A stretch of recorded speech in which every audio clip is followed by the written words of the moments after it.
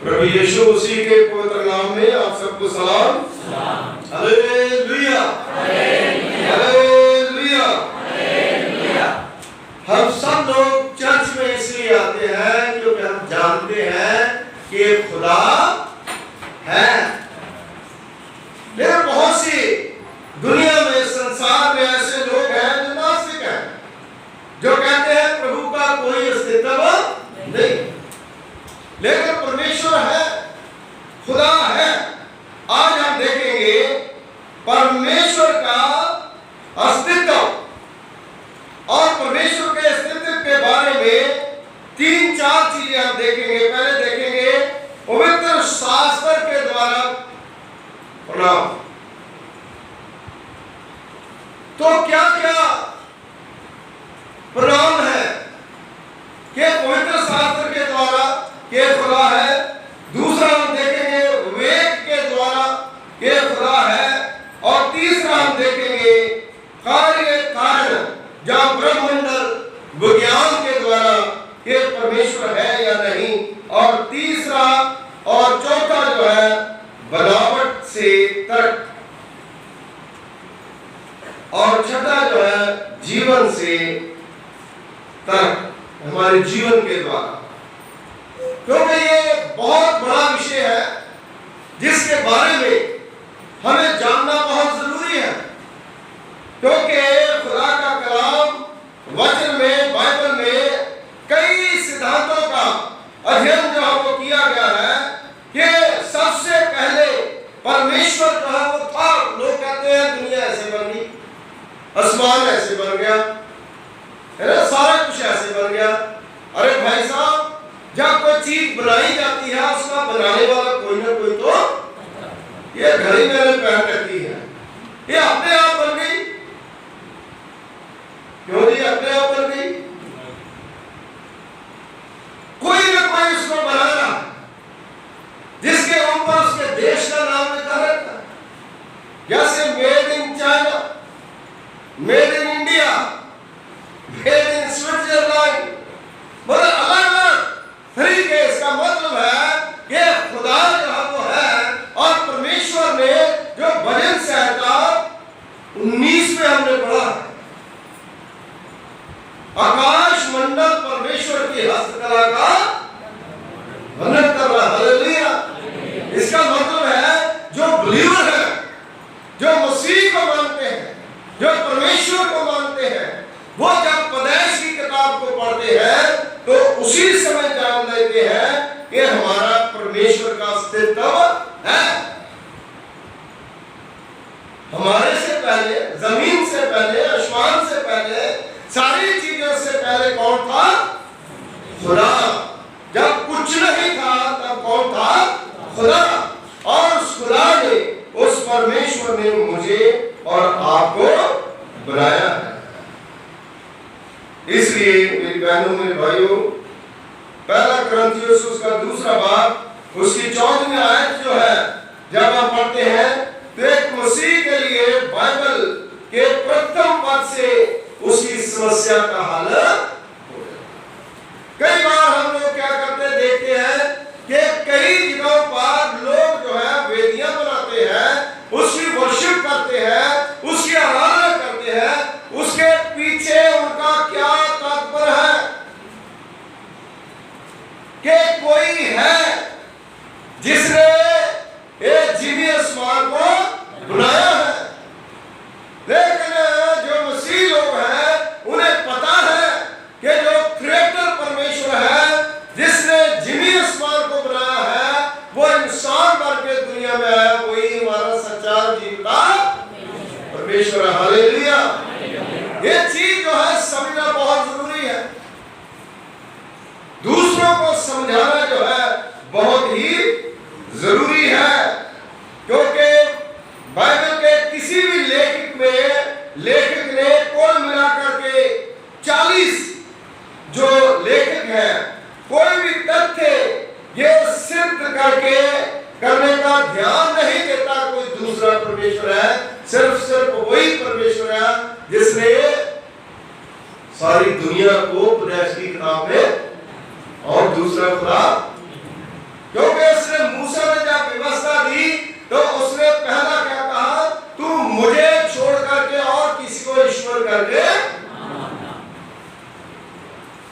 सामने दूसरा कोई नहीं है।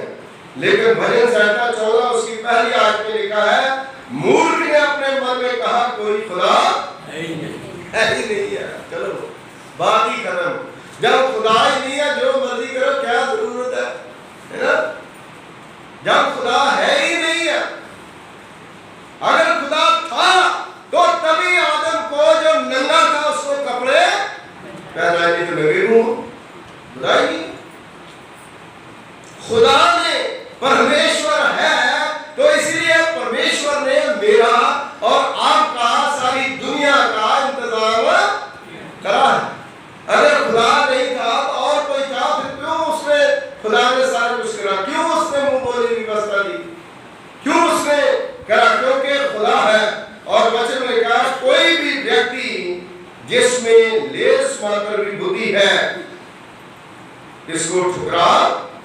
अगर थोड़ी सी भी बुद्धि है ना किसी में, तो कोई भी आदमी ये नहीं कह सकता कि खुदा नहीं। थोड़ी सी बुद्धि होनी चाहिए। जनाब हम जहां पर खड़े हैं, ये जमीन किसने बनाई? और उसने खुद कहा, आसमान मेरा तख्त है और जमीन मेरे पांव की चौकी है। अगर थोड़ा सा पांव उठा ले, इतनी बड़ी चौकी है ना? 10 इंसान कितनी प्लानिंग करता है, जहाज को उड़ाता है, कई कुछ करता है, लेकिन खुदा चाहे तो खुदा का भी तो अस्तित्व है ना? करोड़ों में क्या कर रहा था? 1 मिनट में सारे जहाज बंद कर दिए है ना? फिर सारे क्या करते हैं? आप तो खुदा की आ गई है ना, घरों में बंद है, दुआ कर रहे हैं, तब पता चलता है खुदा का अस्तित्व। लेकिन जब सुख मिल जाता है, जब दुख नहीं आता, जब तकलीफ नहीं आती, तो इंसान जो है वो खुदा को, दुख जो है वो हमारे ऊपर जब आता है, हम और खुदा में मजबूत। इसलिए खुदा है और परमेश्वर हमें बचाने की ताकत रखता है। पवित्र शास्त्र के अतिरिक्त परमेश्वर के अस्तित्व का सबसे बड़ा प्रमाण है प्रार्थना। जब हम प्रार्थना करते हैं, क्यों प्रार्थना करते हैं? क्योंकि हमें पता है कि हमारा खुदा, क्या जरूरत है, क्या जरूरत है प्रार्थना करने की? फिर खुदा है तो हम प्रार्थना करते हैं। इसलिए मेरी बहनों, मेरे भाइयों, प्रभु का पवित्र पाक वचन बताता है कि परमेश्वर आज भी हमसे बातें, आज भी खुदा हमसे बातें, ये परमेश्वर के वचन के द्वारा, प्रार्थना के द्वारा वो सुनता है, वो उत्तर देता है। केवल मन में फुसफुलाई हम करते रहते हैं कि पता नहीं खुदा सुनता है या इसकी ज्यादा सुनता, उसकी ज्यादा सुनता, उसकी ज्यादा सुनता। लेकिन खुदा तो किसी का पक्षपात, जब बारिश आती है तो पूरी दुनिया के ऊपर, कई जगहों पर वो सबके ऊपर आती है। एक एरिया में अगर बारिश आती है तो गरीब हो अमीर हो सबके ऊपर ही। सूर्य किसके ऊपर चढ़ता है? सबके ऊपर, सबके लिए है। तो इसलिए खुदा जो है वो है और उसको मानना बहुत ही जरूरी है। कई बार हम लोग जब उस खुदा को भूल जाते हैं, उस परमेश्वर को भूल जाते हैं जिस परमेश्वर ने मुझे और आपको बनाया है। पवित्र शास्त्र की से जो प्रमाण है उसके बारे में हम देखेंगे। भजन संहिता 19 उसकी पहली आयत जो हमने वचन में पढ़ी है, आकाश ईश्वर की महिमा का वर्णन कर रहा है और आकाश मंडल उसकी हस्तकला को प्रकट, आकाश की सुंदरता और महिमा ऊंचे स्वर से कहती है कि खुदा है। क्या आकाश को कौन कंट्रोल कर रहा है? कोई नीचे से कर रहा है, कोई बंदा कर रहा है, कोई साइंसदान कर रहा है, कोई स्कॉलर कर रहा है, कोई बड़ा देश कर रहा है, कौन कर रहा है? परमेश्वर कर रहा है, खुदा कर रहा है।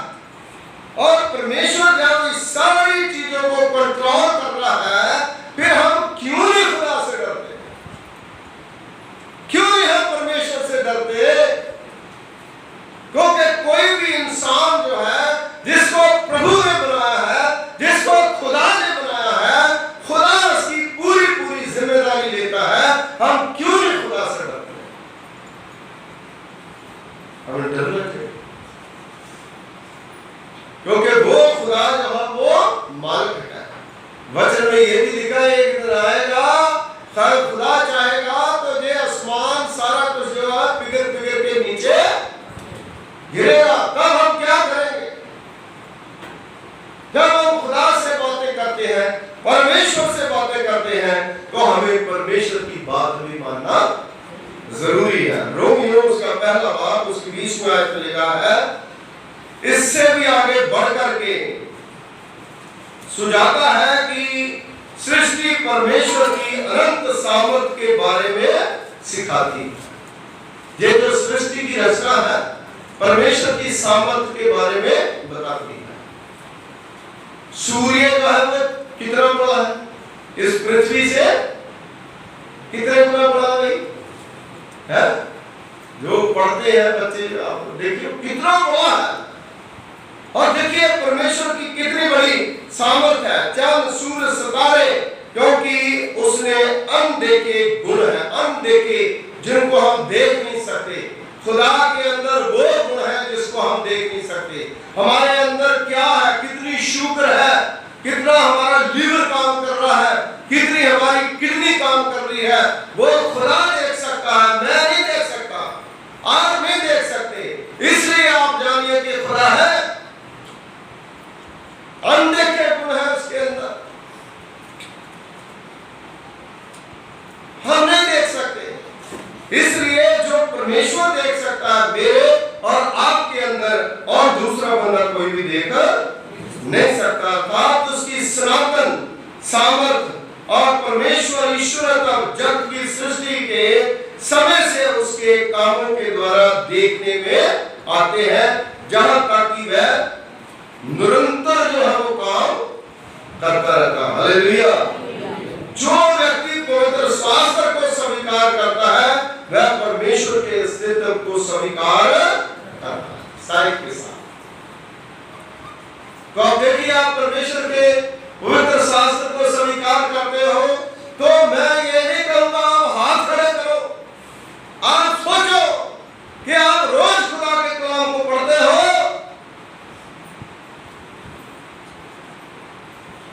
रोज खुदा के कलाम को पढ़ने का मतलब है कि आप हर रोज परमेश्वर के कुछ सामर्थ पाके उस बातें परमेश्वर की लेकर के अपने जीवन में चल रहे। अगर आप नहीं पढ़ते तो इसका मतलब है खुदा के अस्तित्व को आप लोग कर दो। क्या हो जाएगा भाई, है ना? अगर 1 घंटा मोबाइल हम देख सकते हैं, टीवी हम देख सकते हैं, तो क्या हम 5 मिनट खुदा के कलाम को नहीं देख सकते? एक भजन नहीं पढ़ सकते, एक चैप्टर भी नहीं हम पढ़ सकते?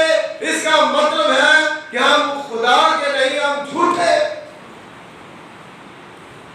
क्यों नहीं कर सकते? क्या प्रॉब्लम है? क्या खुदा ने हमें एजुकेशन नहीं दी? क्या खुदा ने हमें रोटी नहीं दी? खुदा ने हमें कपड़ा नहीं दिया? खुदा ने हमें गाड़ियां नहीं दी? खुदा ने हमें पैसा नहीं दिया? खुदा ने हमें शरीर नहीं दिया? तो इसलिए अगर हम खुदा के अस्तित्व को जानना चाहते हैं तो परमेश्वर के पवित्र शास्त्र को पढ़ना बहुत ही, बिना पढ़े हम सिखाते लेकर पढ़ते नहीं। इसका मतलब पासवान ये कह रहा कि खुदा के कलाम को आप पढ़ोगे तो आपको अकल और बुद्धि जो है दुगनी हो जाएगी, दोगुना आगे आप बढ़ जाएंगे। इसलिए आप जरूर आगे बढ़िए। दूसरी चीज जो है, अगर हम खुदा के अस्तित्व को जानना चाहते हैं कि हमारे विवेक से प्रमाण, विवेक जो हमारा विवेक है, बुद्धि है, मनुष्य एक सर्वोत्तम हस्ती है, क्योंकि परमेश्वर ने सारा कुछ बनाया, हर चीज दुनिया की बनाई, लेकिन इंसान को अपने शक्ल सूरत के ऊपर बनाया और उसको अकल दिलाई, बुद्धि भी दी। परमात्मा ने उसको सर्वभौमिक विश्वास के साथ ही जन्मा। और किस प्रकार खुदा ने उसे बनाया? मेरे अजीजों, जब एक लेडी जो है वो प्रेग्नेंट होती है, 9 साल 9 महीने के बाद बच्चा पैदा। लेकिन जब इंसान को खुदा ने बनाया तो उस समय कैसे खुदा ने बनाया? कैसे बनाया? फिर है ना हमारी क्या हस्ती है? हम तो मिट्टी है और मिट्टी में ही मिला।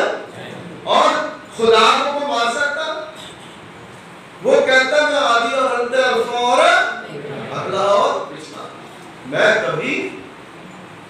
तो इसलिए हमें सोचने की जरूरत है कि आज तक एक भी कबीला, जो ऑल इंडिया में कितने कबीले हैं जिसको मैं आपने YouTube पे मोबाइल पे इतना सर्च करते हैं, लेकिन फिर भी आज तक कई ऐसे कबीले हैं जो मैंने और आपने उसको देखा। कई चीजें हैं जो हमने मीडिया के द्वारा भी देखकर, अगर हम देख ले तो हम तो खुदाबंद में नहीं देख सकते, नहीं देख सकते। ऐसी चीजें हैं वो खुदा देख सकता है। और कोई भी ऐसा कबीला नहीं है जो विश्वास न रखता हो, जिसमें कोई हस्ती है। तो सब चीजों की सृष्टि खुदा जो है वो निरंतर जो है वो करता। Hallelujah, hallelujah. आज भी परमेश्वर है। तो अपने विवेक के द्वारा सोच के कि क्यों हम, आप देखिए रोमियो की पुस्तक उसका दूसरा भाग उसकी 15वीं आयत में वे व्यवस्था की बातें अपने अपने हृदयों में लिखी हुई दिखाई देती हैं और उसके विवेक भी गवाही देते हैं और उसकी चिंताएं परस्पर दोष लगाती या उन्हें निर्दोषी ठहराती है। केवल परमेश्वर का अस्तित्व मनुष्य के विवेक में लिखा हुआ। हालेलुया। इंसान के अंदर इंसान का जो विवेक है, अगर आप गलती करते हैं तो वही आपको दोषी और निर्दोषी, है ना। ये तो ठीक है, ये न्याय है, ये सरपंच है या कुछ प्रधान है या सारी चीजें हैं, है ना। ये सेकेंडरी चीजें सब झूठ भी हो सकता है, सारा कुछ, है ना। ये गांव में हम जाते हैं, जहाँ कई बार कोई झूठा बंदा होता है उसको सच्चा, लेकिन इंसान जिसके अंदर विवेक है, वो विवेक जो खुदा ने हमें दिया है, अगर मैंने गलती करी है तो मुझे पता है कि मैं झूठा हूं या सच्चा। उससे पता चलता है कि परमेश्वर का अस्तित्व है, क्योंकि खुदा जो है वो हमारे अंदर वो टोने लगाएगा कि भाई तूने ये गलती। विवेक के द्वारा हम पता लगा सकते हैं कि हमारा खुदा है। अंदर ही अंदर बंदा कहता है यार मैं खुदा से तो डरूं, ये मेरी गलती है, इसको मैं स्वीकार करूं, जब मैं बाद में इसको ना करूं। प्रेरितों के काम उसका 17 भाग उसी 23वें आयत में लिखा है, क्योंकि मैं फिरते हुए तुम्हारी पूजने की वस्तुओं को देख रहा था तो एक ऐसी वेदी भी पाई जिस पर लिखा था कि अनजाने ईश्वर के लिए, अनजाने ईश्वर के लिए। ऐसी भी वेदियां हैं जो पता ही नहीं है हमारा खुदा कौन। ऐसी वेदियां आप देखोगे, कहीं पर भी आप देखो, सड़क पे चलते देखो, कहीं पर चलते देखो, है ना। लेकिन हमारा विवेक जो है उस समय हमें कहता है नहीं, है ना। बहुत ही आप जाते होंगे, आप कहेंगे नहीं हमें तो पता हमारा परमेश्वर कौन है, प्रभु यीशु मसीह है। हालेलुया। हमारा खुदा जो है वो है जो सृष्टि करता है, इसलिए विवेक के द्वारा हम उसकी पूजा नहीं कर सकते जिसके बारे में हम जानते नहीं है। उसके विवेक ने बताया कि एक ईश्वर है, जबकि वह उसे व्यक्तिगत रूप से नहीं जानते। व्यक्तिगत रूप से हम उसको नहीं जानते, लेकिन हम उसको पहचानते हैं कि वो हमारा जिंदा खुदा है। कुछ नास्तिक दावा कर सकते हैं कि उनके विवेक तो उन्हें परमेश्वर के विषय में नहीं बताते, उनके अंदर वो विवेक नहीं है, उनके अंदर वो शक्ति नहीं है जो उसके बारे में उनको बता नहीं सकते। इसलिए खुदा का कलाम, प्रभु का वचन ने हमें बताता है जे हमें सोचना चाहिए, चुप रह करके खुदा के आगे परमेश्वर के आगे विचार करनी चाहिए कि खुदा है या नहीं। क्योंकि मूर्ख ने कहा खुदा है ही नहीं है, है ही नहीं है। क्योंकि मूर्ख ही अस्वीकार कर सकता है। जो सच्चा परमेश्वर का भक्त है वो जरूर कहेगा कि परमेश्वर जो है वो है, खुदा जो है। एक बार पता ना मूसा ने पूछा था कि खुदा तेरा नाम क्या है, तो उसने कहा, क्या कहा था खुदा ने, मैं जो हूं सो, मैं जो हूं सो, हाँ अल्लाह हूं, मैं हूं, मैंने सब कुछ बनाया है। हम उस तरह से भक्ति नहीं करते जिस तरह से जो ईश्वर के बारे में जानते नहीं है वो उनको इतनी मरड़ी देते हैं, वो उनको शक्ति देते हैं, शैतान इनको इतनी पावर देता है और दूसरे लोगों पर ट्रस्ट होते हैं। वो देख के कहते हैं शायद ये ही सच्चा ईश्वर है, लेकिन वो ईश्वर हमारा खुदा जो है वो कहता है जो मैं हूं सो वही हूं, जो कभी खत्म होने वाला नहीं है। ये विवेक के द्वारा हमें सोचना चाहिए। हमसे बहुत थोड़े ही ऐसे हैं जिन्होंने शायद अपने मस्तक को अपनी आंखों से देखा।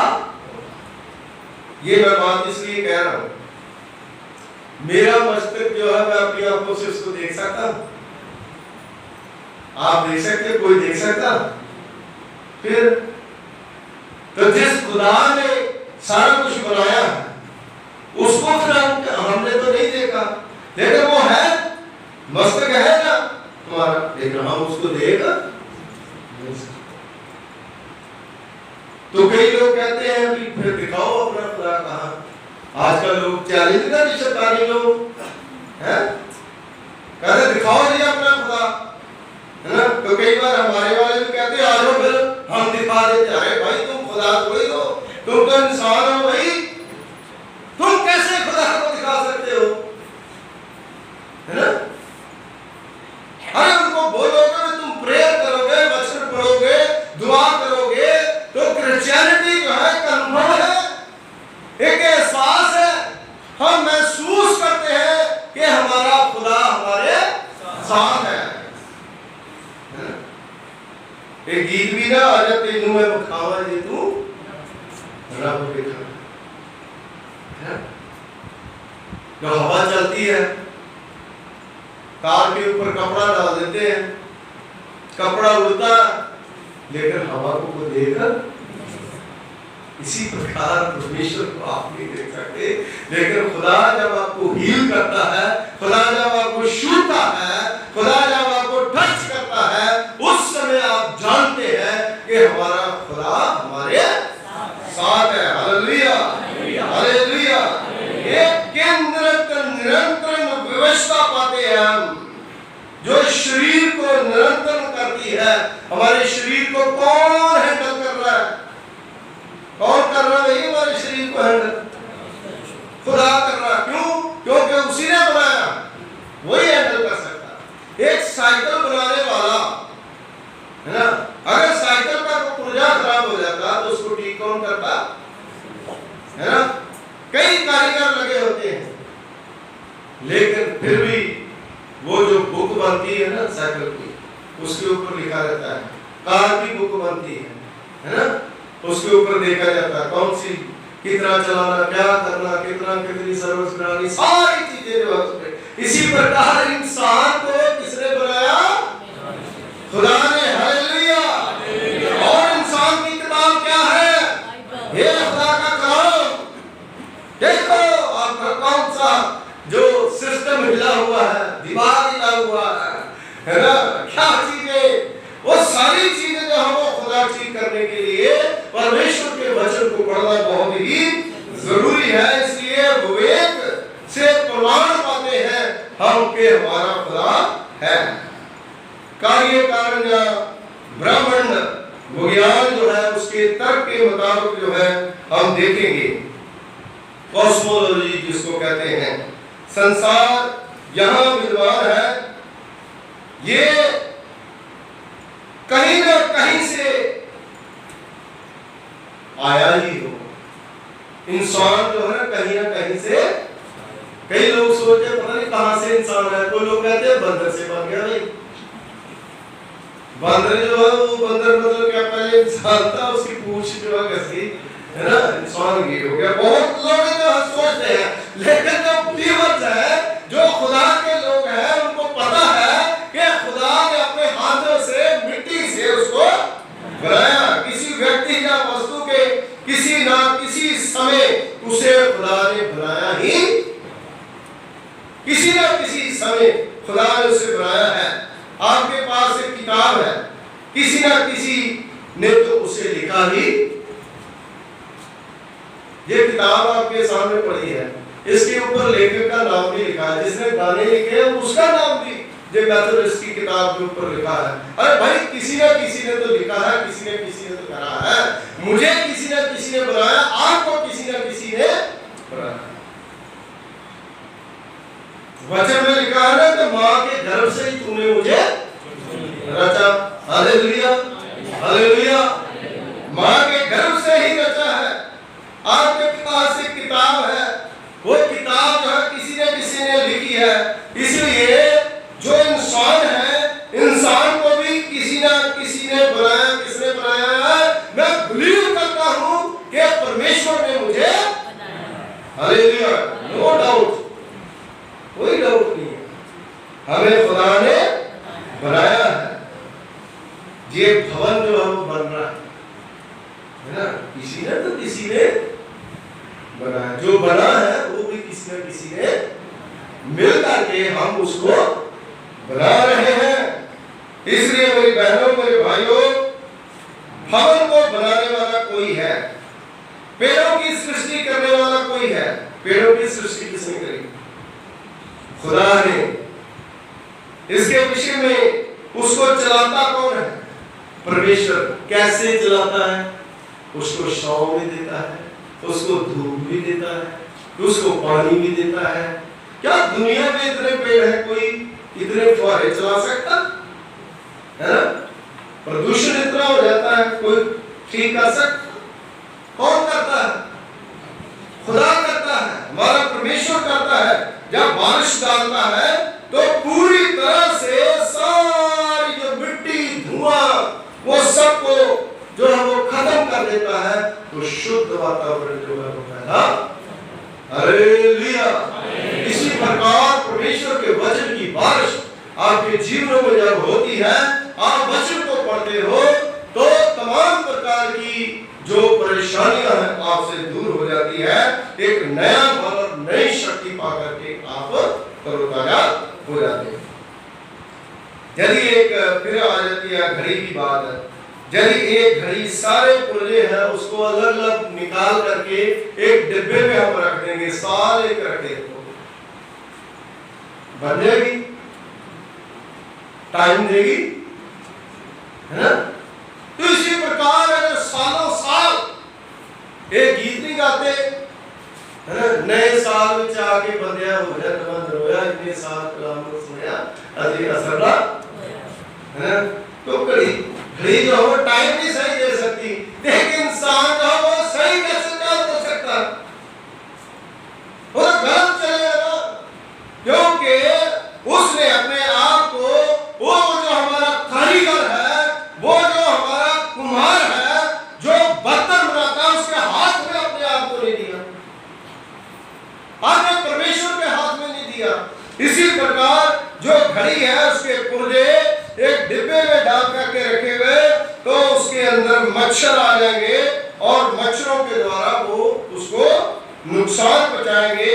लेकिन जब एक तीव्र बुद्धि वाला इंसान जो उसके बारे में जानता है, जिसके पास विवेक है, जिसके पास ज्ञान है, तो उसके पास लेकर के जाओगे, सारे पुर्जों को साफ करके ब्रश से उसको पूरी तरह से घड़ी निकाल के ढांचा ला करके, जहां सुई लगानी, छोटी बड़ी, ये बड़ी, सब लगा करके वो घड़ी जो है वो तैयार, फिर घुट के ऊपर आएगी, ऐसे करके देखेंगे, अरे जी बड़ा अच्छा कारीगर है ना, बहुत बढ़िया कारीगर है, तो इसी प्रकार जब हम खुदा के पास आएंगे, जब हमारे पास दुआ नहीं है, प्रार्थना नहीं है, वचन का पढ़ना नहीं है, गीत नहीं हम गाते, बाइबल नहीं हम पढ़ते, हम ऑफरिंग अपनी देते, चंदा नहीं डालते, जब हम कुछ भी नहीं करते, कितनी चीजें हैं जो खुदा हमारे लिए उसने रखी है, उनमें से हम आधी भी नहीं करते, तो कैसे हम बन जाएंगे भी विश्वासी बिलीवर। इसलिए खुदा का कलाम, प्रभु का वचन जो है वो बताता है, चिड़ियों के रंग और जानवरों के आत्मरक्षा के उपाय, उसके बारे में आप सोचो। ये सृष्टिकर्ता के उत्तम मस्तक की योजना का प्रतिफल है।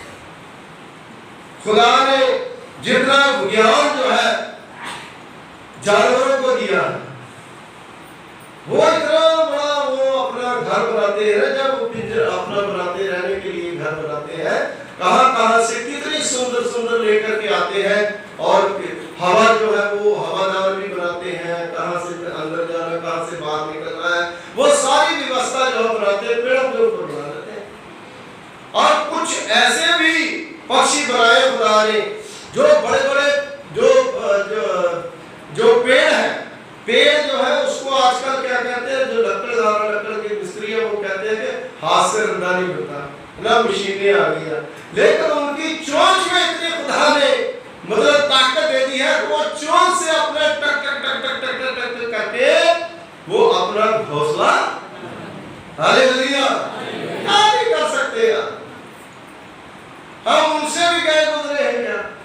हम खुदा के घर में स्वर्ग राज्य के लिए अपने आप को तैयार करने के लिए खुदा के उस ज्ञान को, परमेश्वर के उस वचन को समझे कि किस तरह से, क्योंकि उन्हें भी पता है कि उनकी सृष्टि किसने करी है, किसी को खुदा ने ऐसे नहीं छोड़ा। एक चींटी जो है वो भी क्या करती, बड़ी मेहनत करती है ना, जितनी चींटी है उससे बड़ा वजन उठा करके जमीन के नीचे वो चावल का दाना ले करके जाती है। इसलिए खुदा जो है वो आपको आशीष दे, बरकत दे, क्योंकि परमेश्वर जो है आपके कार्य कारण जो है, जहाँ ब्रह्मांड जो ज्ञान है उसको भी खुदा एक एक चीज जो आप देखते हैं उसको बड़ी गंभीरता के साथ ले, तर्क के साथ आप देखें, हर चीज जो है उसके अंदर खुदा को देखें। जैसे कहते हैं कण कण में भगवान, ये नारा ना, कण कण में, हर चीज में परमेश्वर है, और परमेश्वर जो है हर चीज को बनाता है। चौथी चीज जो है बनावट से तर्क, बनावट से उद्देश्य मूलक। बनावट कैसी? जैसे पहले मैंने बताया कि जिस प्रकार घड़ी केवल अस्तित्व जो परमेश्वर का है उसके बारे में बताती है, इसी प्रकार विशेष कार्य जो है करने के लिए परमेश्वर ने हमें बनाया है, मुझे बनाया है, मैं परमेश्वर को जानता हूँ। उसके बाद खुदा हमसे चाहता है कि तुम जो है दूसरों को बताओ, तुम दूसरों को बताओ तुम्हें कैसे काम जो है वो करना है और किस तरह से आपने आगे बढ़ना है और परमेश्वर की महिमा करनी है। नैतिकता से तर्क, मानव शास्त्रीय जो इसके बारे में परमेश्वर के वचन में, मनुष्य के पास एक बौद्धिक और नैतिक स्वभाव, बौद्धिक स्वभाव भी है और नैतिक स्वभाव भी है, जिससे पता चलता है कि सृष्टिकर्ता केवल एक निर्जीव शक्ति नहीं परंतु एक जीवत, बुद्धिमान और नैतिक हस्ती है, क्योंकि खुदा ने अपने स्वरूप में बनाया है। उसने दोनों चीजें हैं, है ना। कई लोग कहते हैं खुदा तो स्वर्ग में रहता, उसका पृथ्वी पर क्या काम? अरे भाई क्यों नहीं भी? पृथ्वी तो उसी ने बनाई है, वो क्यों नहीं देखता? उत्पत्ति उसका पहला भाग उसकी 23वीं आयत में पढ़ोगे तो लिखा है हम मनुष्य को अपने स्वरूप के अनुसार अपनी समानता में बनाया, अपनी समानता में बनाया। उत्पत्ति उसका पहला भाग उसकी 27वीं आयत में, तब परमेश्वर ने मनुष्य को अपने स्वरूप के अनुसार उत्पन्न किया, अपने ही स्वरूप के अनुसार परमेश्वर ने उसको उत्पन्न, देखो अपने ही स्वरूप। जब हम किसी को गाली देते हैं, जब खुदा का स्वरूप है, आप लोग खुदा का स्वरूप है ना, हम सब लोग खुदा के स्वरूप हैं, तो जब मैं किसी को गाली देता हूं तो किसको गाली देता हूं? परमेश्वर के अस्तित्व को गाली देते हो? ये मैं नहीं कह रहा, परमेश्वर का वचन बताता है। खुदा के ऊपर ब्लेम लगाते हैं, खुदा को गाली देते हैं, खुदा को हम बुरा भला कहते हैं। इसलिए मेरी बहनों, मेरे भाइयों, आप वचन को पढ़ें और सोचें कि परमेश्वर ने मनुष्य को अपने स्वरूप के ऊपर बनाया। भजन संहिता उसका 14वां भाग 94 उसकी 9वीं आयत खुदा के कलाम में लिखा है, जिसने कान दिए हैं क्या वह आप नहीं सुनता? कान किसने दिए हमें? तो फिर वो नहीं सुनता? जिसने हमें कान दिए हैं, हमें सुनने के लिए कान दिए हैं, क्या वो हमारी नहीं सुनता? क्यों नहीं सुनेगा भाई?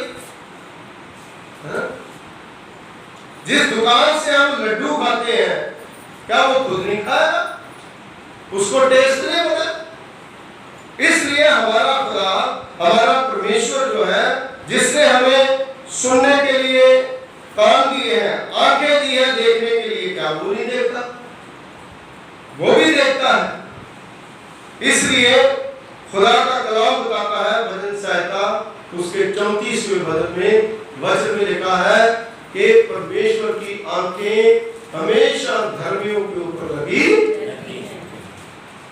हमेशा लगी रहती है। इसलिए मनुष्य का विवेक उसे सही और गलत, अच्छे और बुरे का भेद सिखाता है, क्योंकि सृष्टिकर्ता एक ऐसी नैतिक शक्ति है जो पवित्र है और धार्मिकता से प्रेम, परंतु दुष्टता से घृणा करती है। हालेलुया। दुष्टता से दुष्टता करते हैं। और लास्ट वाली बात जो हमें जल्दी जल्दी बताऊंगा, जीवन से तर्क। जीवन किससे आएगा भाई? जीवन से आएगा। जीवन से आएगा। अरे भेड़ का बकरी जो है, बकरी का बच्चा है, वो बकरी को यहाँ खड़ी करेंगे तो अपने आप तो बच्चा नहीं होगा। कौन देगा बच्चा? मेमना कौन देगा? बकरी ही तो देगी, है ना? उसके अंदर जीवन है और जीवन से जीवन आता है, जीवन से जीवन आता है, प्राण से प्राण आता है। गाय है, गाय जो है वो मतलब बच्चा देगी तो गाय से आएगा। इसी प्रकार अगर हमें खुदा ने हाथों से बनाया, मिट्टी से बनाया है, तो जीवन कैसे आया? क्योंकि खुदा के अंदर खुदा जीवन है, वो अनंत जीवन है, वो जिंदगी है, वो जिंदगी से हमारे अंदर जीवन आया। हालेलुया। इस बात को समझना बहुत ही जरूरी है। मनुष्य केवल उसे सही या गलत, अच्छे या बुरे का भेद जो है वो सिखाता है। इसलिए मेरी बहनों, मेरे भाइयों, अर्थात वह जीवन जो शरीर के जीवन की सृष्टि से पहले था, जब हमारी सृष्टि हुई, हमारा शरीर बनाया गया मिट्टी से, वो जीवन पहले था। क्योंकि वचन में लिखा है, सबसे पहले इस दुनिया में, संसार में पानी पानी था और परमेश्वर का आत्मा जो है पानियों के ऊपर, उसमें जीवन है। ऐसा जीवन कहाँ पाया जा सकता है? ये जीवन केवल परमेश्वर में पाया जा सकता है, जिसके पास अनंत जीवन है। भजन संहिता 36 उसकी 9वीं आयत में लिखा, क्योंकि जीवन का सोता तेरे पास है। हालेलुया। जीवन का सोता तेरे, एक सेब के पेड़ को उसका जीवन उसके जड़ों से मिलता है। जड़ें जो होती नीचे, उससे पानी डालेंगे तो उससे उसको जीवन, अगर नहीं डालोगे तो पेड़। इसी प्रकार इंसान है, इंसान अगर खुदा के घर में नहीं आएगा, परमेश्वर की जो व्यवस्था है उसको नहीं मानेगा, तो वो पेड़ सूख जाएगा। मेरी बहनों, मेरे भाइयों, मेमने को उसका उसका जीवन उसकी माता भेड़ से प्राप्त होता है, परंतु उन्हें ये जीवन कहां से प्राप्त होगा, इसका उत्तर पाने के लिए हमें मूल सृष्टि पर ध्यान देना चाहिए। देखिए, भेड़ को उसकी मां जो है वो जन्म देती है, तो उसका जीवन जो है उससे आता है, लेकिन उससे पहले जब वो भेड़ी नहीं थी तो उसको जीवन किसने दिया? उसको जीवन हमारे परमेश्वर ने दिया। इसलिए परमेश्वर जो है वही सब कुछ है। उसके बाद आ जाता है यीशु मसीह के बारे में, और यूहन्ना की अंजील उसका 11वां भाग उसकी 25वें आयत में कहा गया, जीवन में ही अगर तू बिलीव करता है, विश्वास करता है, तेरे हृदय के अंदर से जीवन के जल की नदियां ही बहने लगेगी। हालेलुया। वो जीवन के जल की नदियां कैसे बहेगी? जैसे मैं प्रचार करता हूं, मेरे हृदय से वचन निकलता, बहुत से लोग प्रभु के पास आते हैं। आप लोग खुदा का कलाम सुनते हैं, दूसरों को बताते हो, आपके जीवन से दूसरों को जीवन मिलना, लोगों को प्रभु के पास लेकर के आता है, खुदा के साथ वो जोड़ता है। यूहन्ना की अंजील उसका 10 भाग उसके 28वें आयत में लिखा है, और मैं उन्हें अनंत जीवन देता हूं। प्रत्येक जीवन परमेश्वर से ही उत्पन्न होता है। 7वीं बात जो है, लास्ट वाली जो है वो मैं आपको बताऊंगा। नैतिकता की परिपक्वता कोई समस्या नहीं सुलझाती। जो हम अपने आप सोचते हैं, अपने आप हम करने की कोशिश करते हैं, कोई समस्या का हल नहीं हो सकता। कुछ भी कर लो, उलझनों में फंसते रहो। रहस्यों को जानने के लिए हमें बाइबल को पढ़ना बहुत ही जरूरी है। परमेश्वर को संसार के सृष्टिकर्ता के रूप में स्वीकार करना एक जादुई कुंजी है। जादू नहीं होता जैसे जादू है ना, मतलब कोई चीज जो है वो पकड़ी होती है ना, तो कपड़े के नीचे जो हाथ की सफाई करते हैं ना, तो एक कबूतर होता है, तो जादू वाला क्या करता है, 4 कबूतर निकाल के लोगों को दिखा देता है। वो तो झूठ है, लेकिन परमेश्वर जो है वो सच में ऐसा कर सकता है।